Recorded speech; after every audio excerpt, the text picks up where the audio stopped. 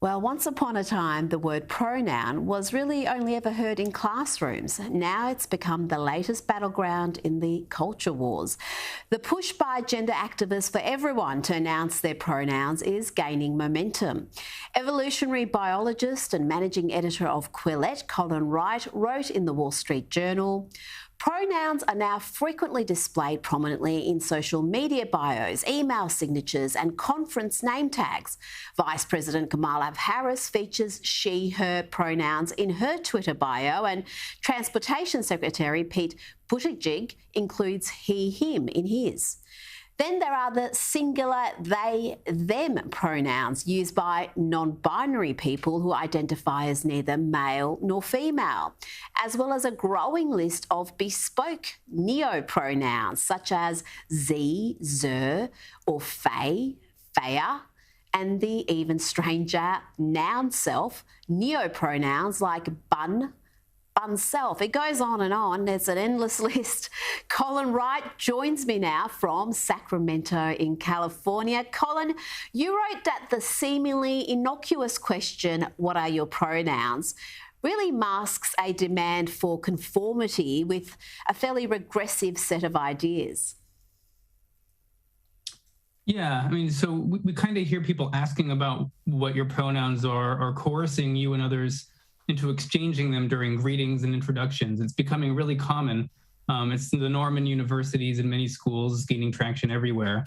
It's often billed as this way to be inclusive to individuals who identify as trans or non-binary and who use pronouns that reflect their internal sense of gender identity that may not correspond to their sex. And so a lot of people are kind of confused what's going on because most people, they think it's pretty clear. They refer to their pronouns as reflecting their biological sex. So in my piece that I argue that while being, subjected to these constant rituals might seem silly or annoying, but it's actually far worse. You're actually participating in sharing pronouns. It helps to normalize this regressive ideology that I think is inflicting many harms on society. And that ideology is gender ideology. And basically what it says is that it has decoupled the terms man, woman, boy, and girl from one's sex. So whether you're male or female. And in their minds, the terms man, boy, woman, and girl, and their corresponding he, his, or she, or her pronouns, or they, them, if you identify as neither, refers to your gender identity, being a man or a woman. And these gender identities largely just reflect whether or not one identifies with these rigid stereotypes of masculinity or femininity.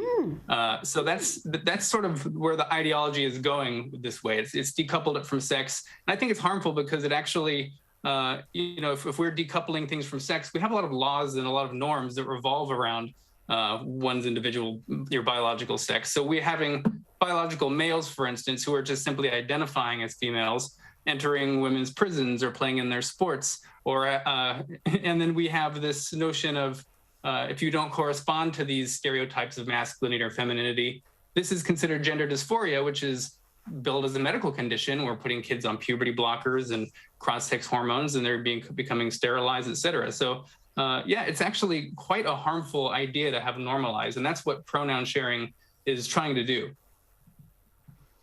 And you're right, these ideas are fairly regressive and stereotypical ideas of what's male or female characteristics. So if you like ballet, if you like the colour pink, then you must identify as female, though it's perfectly okay for men to like those things.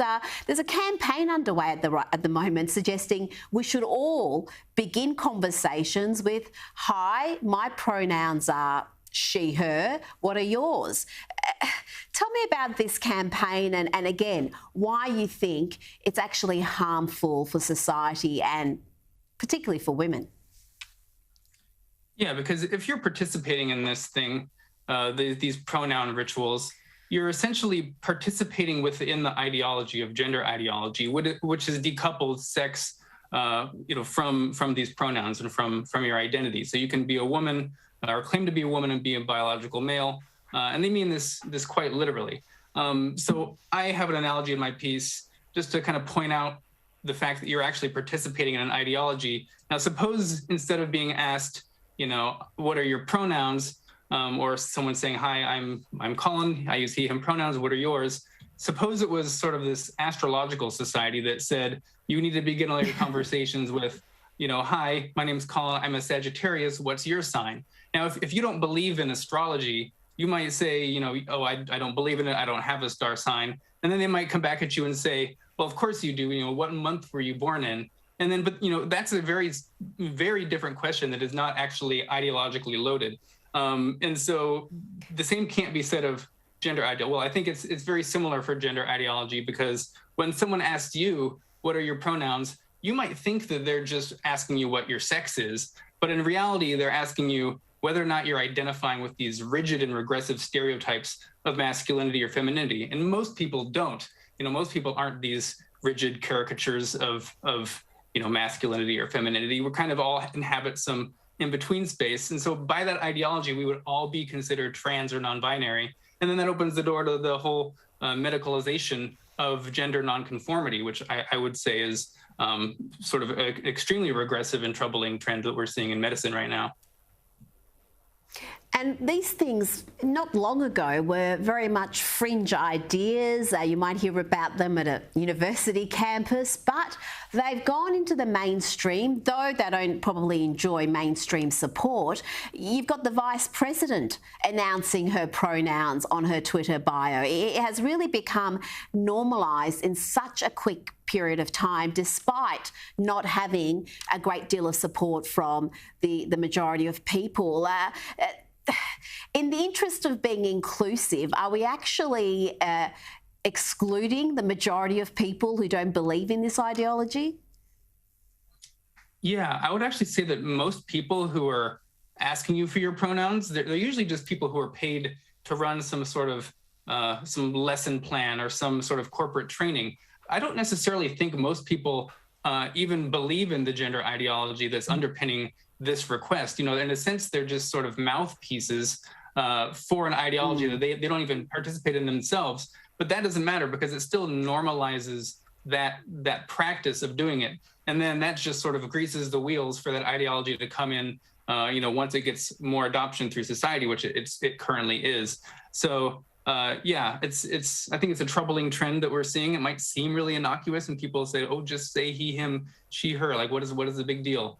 And this is part of the con that you're involved in, is because, yeah, it is really awkward if you're at a corporate training to be the only one that's not participating in this. And they rely on the fact that it's awkward and that, oh, I'll just go along. I don't want to be that guy who's going to be, protesting this. But that's sort of how it becomes normalized, is they're preying on people's compassion and confusion in order to make people conform to this regressive ideology. And also preying on people's fear of being labelled a bigot if they don't participate in this. Colin Wright, so good to speak to you. Thanks for joining us tonight.